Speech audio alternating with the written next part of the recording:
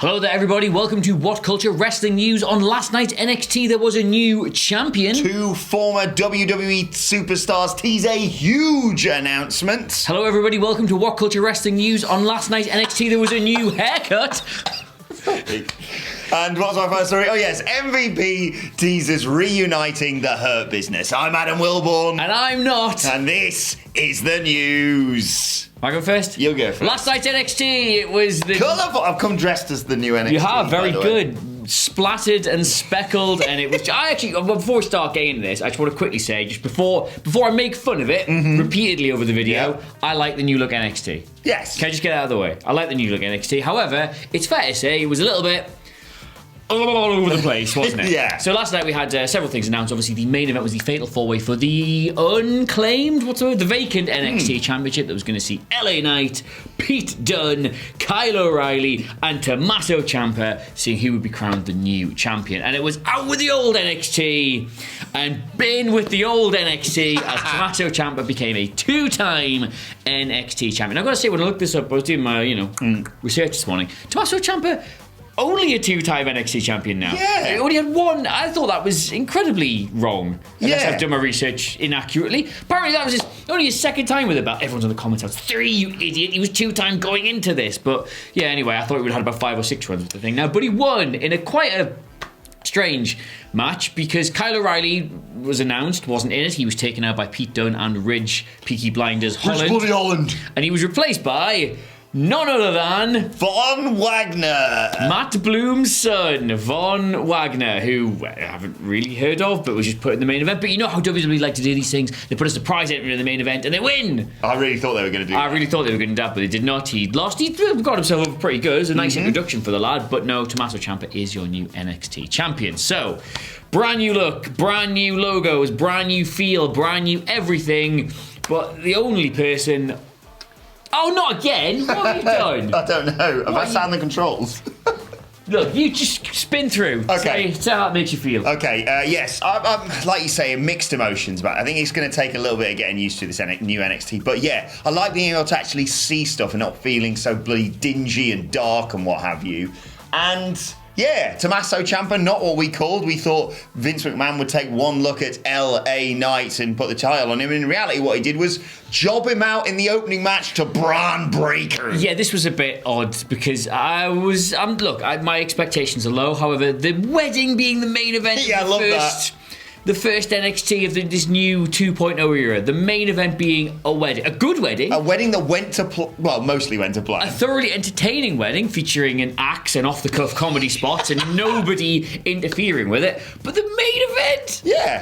Yeah, that's bigger than the title. It's a wrestling wedding, come on. Anyway, speaking of things that are bigger than the NXT Championship, the Iconics! Or the former Iconics, I should probably say. Now the Inspiration. Oh, no. That needs to work. No. Anyway, they have teased a bloody huge announcement. They didn't say all that. They said a huge announcement's coming your way later on today, 9 a.m. EST, not Bianca Belair. Just the regular time zone, yeah. So that's like, what, 5 hours? Oh, you should have checked that before you came in. Yeah, I can't remember. It's this afternoon, basically, in the UK. But in a few hours' time, they are going to make a huge announcement. The former Billy Bloody Kay, Peyton Bloody Royce, of course, now known as, of course, Jessica McKay and Cassie Lee. Rumours, of course, after they were released by WWE in April, budget cuts, what a load of bollocks that was, that they could be going to AEW, to Impact Wrestling. But regardless, they are two phenomenally talented individuals, and the business is going to be far better whenever they announce whatever they announce, hopefully. I would just like to say I hope the place they're signing with is Spotify or Audible. I don't want them to go and work for a wrestling promotion. I think by far and away the most interesting things about their character, the things they excel at, is the stuff, not to say they're bad wrestlers by any stretch of the imagination, not even close to that, but I think they're so much more entertaining as just personalities, as presenters. I'm telling a lie, I don't hope it's Spotify, I hope it's with us, but I think I would know about that if it was with us, and it isn't us. Yeah, you think I can keep that a secret? Come on. Is it? Yeah, the Off Her Chops podcast has done really well. It's genuinely one of the best wrestling podcasts out there. It isn't ours, of course, WhatCulture Wrestling, wherever you get your podcast from. Number 1. But I'm just glad that they are back together. Breaking up is the dumbest decision you can make. And I think if I had to put my money on it, I'd probably guess Impact Wrestling. I feel like that'd be the best fit for them. But let's be honest, everyone's all elite at the moment, so I wouldn't be surprised if they go there either. Well, as I said very thoughtfully, I think, on this week's WhatCulture podcast, available every Friday, I think AEW needs to just have a little bit of just a right, we've built a roster now. Let's just do things with that. Let's not rely on the pops of new arrivals and familiar faces. Let's just focus on what we've got. But again, I ain't telling TK what to do. He tells us what to do. Long bone tone. Long bone tone. He tells us what to do, not the other way around. Anyway, excuse me. Do you want the really big news? Oh, the biggest news from NXT. Mandy Rose has a new haircut. Somebody got a haircut. It's got a new shade. It's like an auburn, like a nice brown, an auburn, a brunette, and yep. That's that. What you got? Final story section. No, okay, I'll give a bit more context to this. Obviously, she's been trying to build a stable at NXT for a little while. JC Jane and Gigi Dolan, they suffered defeats. Mandy Rose approaching. You know, the old method, oh, you've lost, but you know how you could win if you paid a little bit of attention to old Mandy Rose here. She got involved at the end of the match with Casey Catanzaro and Caden Carter and Saraya, and then they just were doing the thing. The three of them. Nothing really much to it. She did the old flip the hood back thing, and oh, who's that? It's brunette Mandy Rose. And then they had the match, and she nailed one of the three with a wicked knee. They won the match. And apparently Vince McMahon thinks changing her personality, and all that requires is some hair dye. I will say, we may appear a little bit sniffy about this. Oh, big whoop, she's changed her hair colour. When Sasha Banks did it, it was actually quite a nice little character change. She went the orange to the blue. Yeah. And everyone was like, oh, that's... And Mandy has made a big thing about being the blonde bombshell, so this does feel like a bit of a change for her. And I mean, it was weird that they did the whole, we'll swap you Aaliyah for her and not do anything with Aaliyah. Yeah. But, look, she wouldn't be being utilised on the main roster right now. She could be a cornerstone of this women's division in NXT if, I don't know, maybe if they remember to actually put on the matches that they promised. They did promise me an NXT Women's Championship match last night, and they just didn't happen. I will say, as I said at the top of the broadcast, I'm a big fan of this NXT rebrand. I think I'm very positive. I think it's what they need. I think it's going to do good things. But the fact it's day one, and we're already, whilst giving you stories about NXT, having to go, look, right, why this isn't terrible is because it's not a great site. It's not a great time. But fingers crossed, NXT's obviously been on a bit of a nosedive since I stopped presenting a show about it. Hopefully, this is the thing that helps them rebound back up. Yeah, I'm intrigued to see what people say about it online, and intrigued to see what the Dudley Boys say in our NXT review podcast later on today. More importantly, intrigued to see what Garrett's got to say about NXT ups and downs later today. He's very positive. I wish I was as positive. I will say, genuinely, NXT with that boy a huge apology, because he does a much better job with that show than I do, and they've tanked the product while he's been presenting it. Bastards. Right, finally, let's talk about the Hurt Business. They were needlessly, let's be honest, split up in March, and now, off the back of Bobby Lashley losing the world title to Big E, of course, on Monday Night Raw, MVP on social media has teased a reunion. He was on Instagram and he posted a photo of himself sitting next to Shelton Benjamin with the caption, "Discussing business with an old acquaintance." Discussing business with my hurt friend, winky face. I mean, Cedric Alexander went the opposite way, tweeting, you only had some backup after Lashley lost the world title. But yes, it looks like maybe they're going to be reuniting a certain portion of the Hurt Business. Cedric Alexander, of course, busy with the 24/7 championship bollocks. Also, rumours, of course, that Keith Lee might be getting involved with this stable as well. I don't know, it feels a little bit too little too late. I don't know why they broke them up in the sod in first place. It made no sense at the time, and as ever with these WWE things, it's a reach, but they might actually, because they've done a couple of tweets, but they might actually do it. I don't want Keith Lee to get involved. I don't want Keith Lee to be involved with this, because it just unsettles me so much that Vince is going, who else can join? Who else has got something in common with these boys? Him. And it's really... What a weird time it is for Keith Lee, sensationally talented. At this time a year ago, I'm fairly certain it was around this time a year ago, he was holding 2 titles and had to give one up, and then immediately lost the other one to Karrion Kross, and now they've done nothing with him. And now they're sat there going, well, Keith, the plan is either to, I don't know, bring you back wearing a tennis skirt again or something, or we'll have Adam Cole manage you inexplicably, or do you want to be a part of the Hurt Business of 2.0? We love 2.0 in things. They insist on everyone calling it NXT 2.0 going forward, by the way, now. Good. And Kevin Dunn's backstage, so that's great. God, I will say, right, I feel so sorry for Keith Lee because obviously the Adam Cole story that came out was horrific. Yeah. This is what they want to do with him. And it, like, through no fault of Keith Lee's, made Keith Lee look and sound stupid as well. Yeah. Like, what a ridiculous idea. And Keith Lee's not, jumping to a new promotion, so he doesn't get to sort of, like, bat that story out of the way. He's like, that's what they were going to use him for. One of the most singularly talented, physically impressive human beings I've ever seen in my life covering NXT. And he went to the main roster and Vince went, whoa, he's fat. Ridiculous. Right, let's move on to your Twitter questions. At WhatCulture WWE, of course, if you want to get in touch with us. First question today comes from Mr. 5 Lawton. To Mr. and Mrs. Lawton. A fifth son. Who says, should WWE team up Shelton Benjamin and Gable Steveson to even the odds for Lesnar? Hashtag Minnesota stretching crew. God, yeah, what a great idea to have a tag team together that are so rooted in the fundamentals of like amateur wrestling with this real all-American style to them, really excelling themselves. I'm sure there's loads WWE could do with a tag team. No.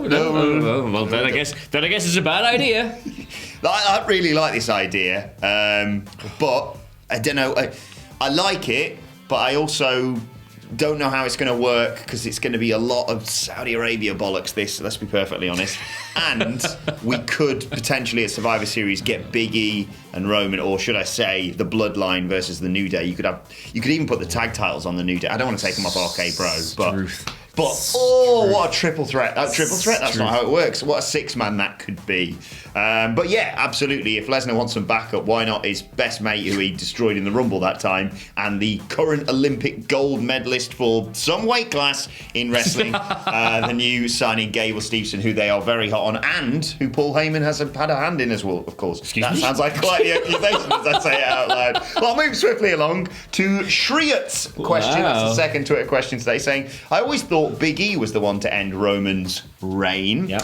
But now that he's WWE champion, who takes the Universal Championship off Roman? Hear me out. Okay. Hear me out. Big E still. Okay. Because look, the Big E moment is fantastic. It's brilliant. We shouldn't be condescending or sneery or sniffy about it just because it was clearly a bit of a rating popper off the back of them losing to Dynamite the other week. That is fairly transparent. They have hot shot at a belt just to try and get a quick rating and to get a bit of positivity back. But that doesn't mean it wasn't still a brilliant moment. Look at the reaction, yeah. Look at the reaction. Nobody in that arena cared what the reason for this was. It was still a brilliant thing to happen. However, it is hot shotting of a belt. It would not surprise me if they did take it straight back off him at Extreme Rules. Okay.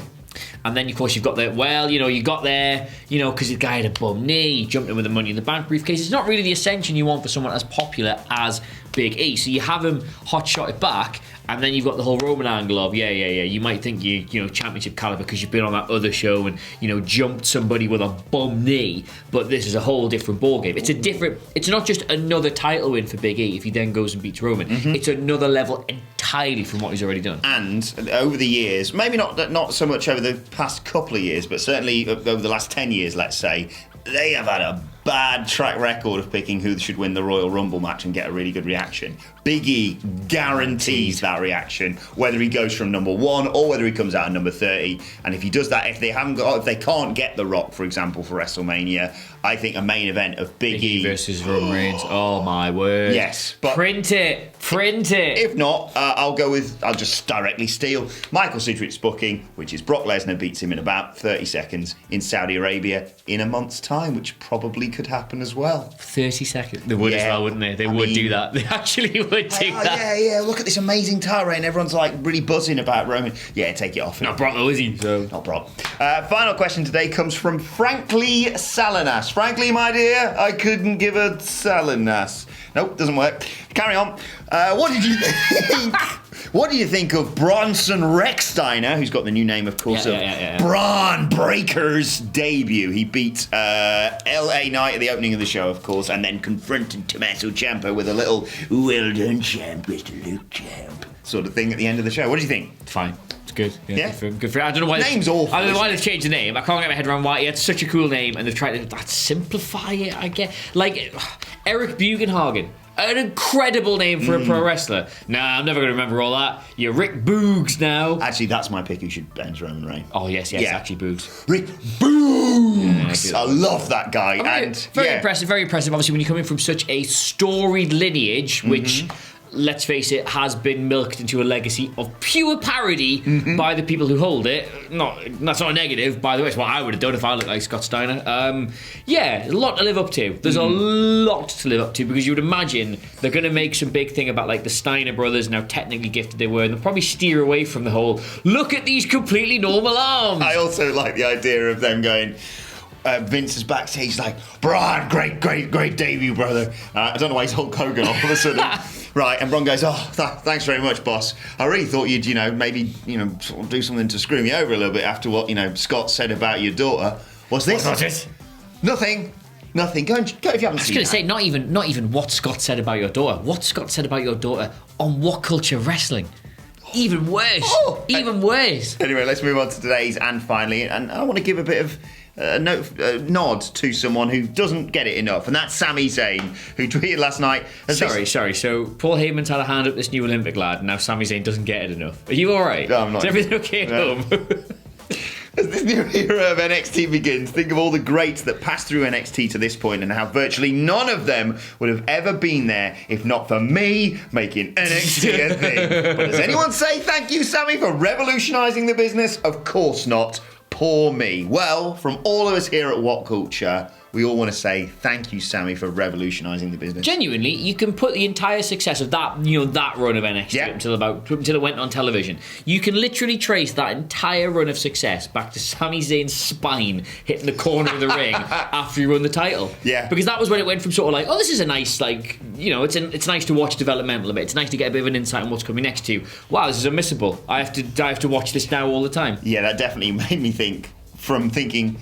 NXT, that show where they do they do the barrels, the Nexus, and then they do running around the ring with barrels.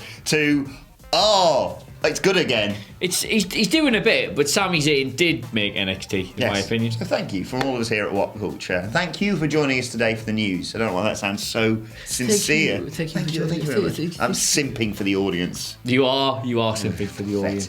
Right, that's all right though. They cook for us. Let us know your thoughts on everything we discussed, you cooks, in the comment section down below. Don't forget to like, share, and subscribe to WhatCulture Wrestling on either iTunes, Spotify, or wherever you get your podcasts from for daily wrestling podcasts. Myself and the Dudley Boys sitting down to review NXT and preview AEW Dynamite, Adam Cole's debut tonight, of course. Baby. Indeed. You can have that for the intro. Okay, thanks. You can follow us all at WhatCulture WWE. Watch there, follow both of us. You can follow Adam Cleary for his great Twitter game at Adam Cleary, CLERY. You can follow Adam Wilborn at Adam Wilborn. And follow us. Have you posted the video yet? Did you post it? No, I'm not posting the video yet. Stand by today for an incredible video. Follow us all at WhatCulture WWE. For now, my thanks to Adam Cleary. Thank you for joining us in one, and we will see you soon. See you later.